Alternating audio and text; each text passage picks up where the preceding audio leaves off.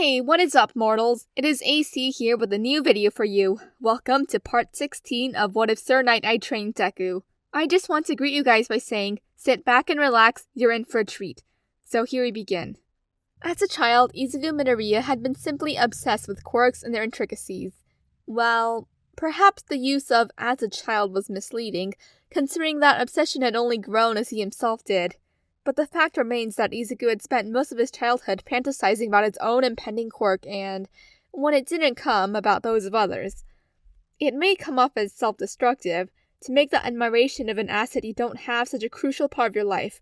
Perhaps if he'd been wiser, he'd have known to call it quits. But wisdom, though sometimes found in their careless words, is not often found within the hearts of children. So he persisted. Midoriya Izuku, the hero nerd, writing notes on powers he'd never have and that no one would ever see.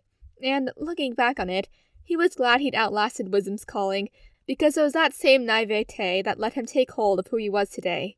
The notebooks he'd filled with notes of quirks and analysis of heroes still lined the walls of his bedroom, next to posters and post-it notes on Sir's training he'd never quite bothered to take down. Hero analysis for the future, because someone had a bet on his chances. Sometimes, when he felt particularly melancholic, he would look back at his older notes, after he'd just finished a new one with the wisdom he'd gained from aging and with the gil he'd gained from training. The first volume, with scorch marks around the corners, and written almost entirely in dark blue crayons, was less a project on analysis and more a child's particularly analytical daydreaming, filled to the brim with, "Maybe my quirk will be like this," and "Good for me and Katrin's hero duo." It always felt jarring to look back at those, and he would often find himself reeling from a non-existent shock. Some of his fondest moments with Sir involved those, moments where Izuku, as a child, scurried to ask the adult he respected the most for the answers to questions he didn't know.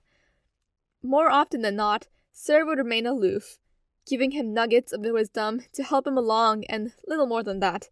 Sometimes he'd catch the man in a mellow mood, and the pro-hero would regale him with vague tales of his own mistakes and how he'd learned from them.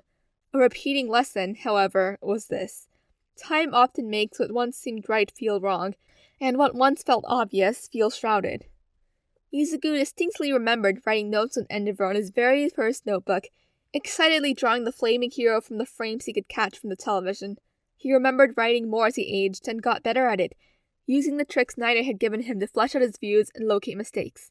He remembered all the times he'd written about what an amazing hero the man called Todoroki Anji was, and he couldn't help but feel sick. Because if there was someone in this world who understood what it was like to not be viewed for who you were, but for what you are, it was Izuku. His hands tightened around the fabric of his shirt, knuckles whitening and eyebrows furrowing. Below them, completely unaware of his inner struggle, Kachan and Yaruyozu-san walked into the open stadium to the sounds of a roaring crowd thirsty for more of the adrenaline they'd fed into the world's lifeblood. "Are you all right?" Uraraka softly questioned from her spot beside his own, turning to stare at him with furrowed eyebrows. Izuku admittedly jumped in his seat in surprise, turning to look at the girl with an inquisitive look of his own. "Yeah?" A pause. "Why do you ask?" She shrugged her shoulders lightly, turning her gaze back to the stadium below. "I don't know. It's just, you're always so excited to see what people can do, right? Mumbling and writing and stuff. But right now, you just look, I don't know, sad." "Ah." He took in a shaky breath, shaking his head softly and flashing her a small smile. "Thanks, Uraraka-san. I'll be fine, though. Just a lot on my mind." There was something dastardly bittersweet about the way the girl seemed to ponder her next words as she stared at him in silence, before she finally nodded, and it was a feeling he relished in, even as his eyes traveled to the other side of the bleachers, where Todoroki Shoto looked down at the match that would soon commence, as unyielding as he had been when they first met. Izuku got it. He got why he did what he did, and yet... "Ah, Midoriya! Uraraka! I had been looking for you!" That was twice in a row now that Izuku jumped in surprise. This time it wasn't exactly his fault, though. Ida-kun was unsurprisingly loud. He still flashed the bespectacled boy's smile of his own as Tanya took a seat by his side, completing their trip with Midoriya on center. "Where are you, Ida-kun?" he curiously inquired. "The match is about to start." "Yeah, I was beginning to think you'd miss it, you know?" "My apologies for worrying you." Tanya comically bowed his head to the two of them. I was in a phone call with my older brother. He wanted to wish me luck. Ingenium. I thought he'd be here to cheer you on. So did I, Ida confided, looking down for a second. It didn't last long, however, for he soon looked up with a characteristic gleam of pride in his eyes. However, my brother was needed for patrol. Someone must keep the city safe, while so many pro heroes watch us here after all. That made sense, of course. The UA Sports Festival was a behemoth of an event, the kind you wouldn't see elsewhere for a myriad of reasons, and the recent attack of the League of Villains made the UA board ramp up security to 11, most likely led by the elusive Nedzu. That, however, had its own fair share of downsides, since both All Might and Endeavor were present, along with the entirety of the UA staff, which was already composed of famous and active pro heroes like Present Mike and Midnight. The number of heroes on active patrol and duty would be dramatically lower than usual. Well, I don't think he's going to find much trouble, Izuku reasoned as Midnight prepared to announce the beginning of the match. Crime rate usually goes down during big events like these, since petty crime becomes considerably harder to commit, and the big shots would usually aim for something more ambitious anyway. Ida and Uraraka both blinked slowly. The cobalt-haired boy broke into a smile of his own, turning to look at him with admiration that made Izuku's cheeks flush crimson. Ah, amazing, Midoriya-kun! As expected, you truly know the workings of— Hey, quiet down, it's about to begin! Uraraka cut them both off. And begin it did. Izuku's match was match number 5, against the 1B boy called Tetsu.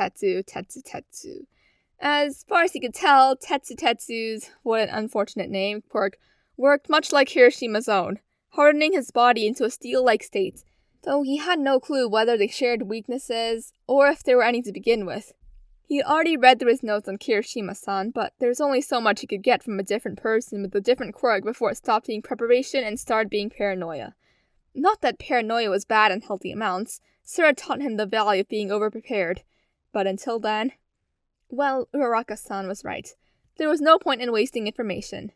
Winner, Katsuki Bakugo! What an explosive match! Don't.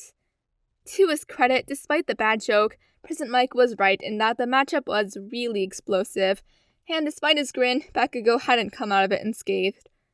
Yaoyoro's Momo was dangerously intelligent. He'd known so already, but there was a big difference between knowing it from her grades and from seeing her fight. In the end, though Izuku felt confident saying Bakugo would win that matchup 7 times out of 10, it was her insecurity that cost her the fight, and caused her to lose as quickly as she had. Using aluminum powder to stop Bakugo from using his quirk as effectively was both a stroke of genius and a remarkably cruel move, because even the first time Katsuki set it off resulted in quite the ugly-looking wound to his forearms. From there, she had tried to wear him down and avoid his attacks. Unfortunately, Bakugo was as relentless as he was brutal, and he quickly figured out that the best way to get rid of her was to do it quick. And he did, at a cost. Damn it, he heard Jiro say from behind him. Her expression laid somewhere between bemused and outright furious, arms crossed and eyes downward. I really thought she had him there. She was talking to herself more than to others, and to Kaminari and the rest of her circle of friends more than to him. But Izuku still felt like he should say something, so he turned to say his piece. Yaoyorozu-san really made the best of a bad matchup. Maybe if she hadn't hesitated much, she might have beaten him. But I don't think so. Kachan is really strong, and he's been using his quirk for a while now. The aluminum powder was really smart, though. It was Kaminari who answered. Yeah, she seemed really uncomfortable there, but damn, that was coming from you, Midoriya? Yeah, Izuku kind of felt like disappearing for a while right there. His match was up before he knew it. He walked past the still silent Todoroki Shoto, who had wordlessly frozen the 1C student Shinso Itoshi as the boy screamed his soul out at him. Even if he knew about the boy's quirk from Mashiro-san's warning, even if he knew why the boy was so determined to get an answer, Izuku couldn't help but feel like he was a disservice to him. Because Hitoshi Shinso wanted to become a hero so much, wanted it with every fiber of his being, and it was obvious in the way he tried to avoid Todoroki's glaciers both literally and metaphorically, in the way he accused and snarled his hopes away. Because Izuku himself had once felt like that. Like he was fate's dirty chewing toy, cast aside at a second's notice when a shinier figure made his debut. Todoroki offered him no words. He barely offered him a glance. But Izuku had to keep himself from snarling, because Shinso Itoshi had a dream as big as his heart, and he was still thrown out by a boy wielding only half his power and spite. The other matches weren't as clear-cut. Tokuyami's victory over Ashido was hard-earned, as Ashido was by far the most mobile of the two of them and presented a very real threat to the student should he manage to bypass Dark Shadow. Ibara-san from Class 1B and Serokun's match had outlasted its welcome by a good while by the time Ibara managed to throw him off stage. In truth, the raven-haired boy had about zero ways to actually tag Ibara in any significant way, but he was more than agile enough to avoid her vines for a good while before he finally got tired and caught. And now was his turn. From the Hero Course's 1B class, a manly man as hard as steel, it's Tetsu! His opponent shot him a pointy grin, smashing a fist against his palm and narrowing his eyes. The boy was considerably taller than Izuku himself, with broad shoulders and a firm musculature, the type that screamed resistance. Even without his quirk, Izuku had no doubts the boy was built like steel. Versus one of UA's golden rookies, our very own Green Terror, Midoriya Izuku! Please stop. As usual, 15% of One For All answered his call like an eager hound, curling around his skin and flowing through his veins in electrifying tones of energy. His hair stood on end as emerald sparks of bioelectricity erupted from the surface of his skin and curled around the air in intricate arcs. His eyes traveled to the stands. Somewhere in that mass of endless color and endless noise, All Might was watching him. Somewhere out in the city, Sir Nighteye might be watching him. Somewhere out in the country, Shigaraki and his league were watching him. Sir had once taught him the value of being underestimated, of keeping your cards to yourself. Even as a symbol, one must have more than what they show. All Might had said something else. Tell the world you're here. Izuku would do just that. Let this match begin! In war, blitzkrieg is a term used to describe a method of offensive warfare designed to strike a swift, focused blow at an enemy using mobile, maneuverable forces. It's designed to lead to a quick and overwhelming victory, aiming to minimize soldier and resource losses that would otherwise be inevitable should the conflict be drawn out. The ground under his feet erupted in dust and rubble before some had even registered the words. Tetsu was faster than his size would indicate, however, and quickly lifted his hardened form to haphazardly block a dropkick that would otherwise send him face first into the ground. As it was, he sunk an inch into the concrete stadium, knees buckling slightly. Their eyes met, and Izuku got it. Your quirk makes you hardy, but it doesn't give you balance, does it? What? He shifted to grab Izuku's leg, but he'd seen that coming from a mile away. The good part about Tetsu's skin being made of steel is that Izuku didn't have to feel bad about kicking his face to send himself back into a neutral position. That would have been a badly broken nose. Instead, it was just an annoyance. Izuku got it, really. He wouldn't like to have his face kicked like a wall in live TV either. He lifted his guard, fists held high and jaw tightened. As expected, Tetsu decided to go on the offensive, sprinting forward with the determination of the same steel he was built from, and with his fist ready to strike. He'd aimed for a strong counterattack Izuku couldn't simply escape from, which he wouldn't be able to get should he let Izuku play hit and run. Immobilization was Tetsu's best shot. However, Izuku cranked up One For All, crouching until his knees were nearly touching the ground, and launched himself forward with an explosive kickoff. He had the speed advantage. Tetsu's still geared-up punch whistled painlessly over his head as he sunk his heels into the ground to stop himself from moving and spun around his axis, spin-kicking at the back of Tetsu's knees. They buckled with the force, his taunts obliterated, and Izuku followed with a drop kick to the student's back. He didn't block that one. His body met the concrete below their feet again, face crushing stone with a breathless gasp. Most likely hadn't hurt that much, as it shouldn't. It wasn't a matter of defense. It was a matter of balance, and Tetsu lost his own. Izuku's hands wrapped around the boy's left ankle. He could see it. The moment he realized what was going to happen, and sunk his fingers into concrete, mouth curling around a rather crass word. Alas, it was too late. Tetsu spun around some 5 times before Izuku finally launched him off stage alongside a chunk of concrete he'd held into.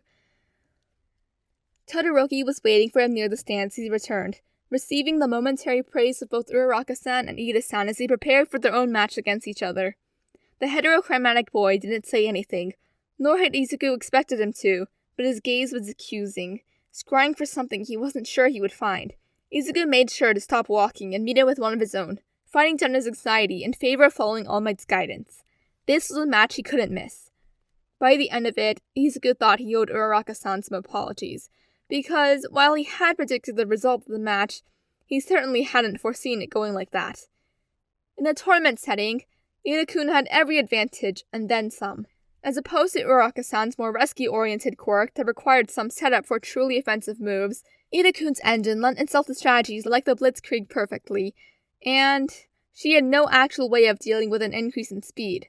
In truth, Uraraka had only two advantages: her unyielding spirit that admittedly reminded Izuku of Bakugo, and her surprisingly intelligent mind. She'd expected Ida to roundhouse kick her off stage.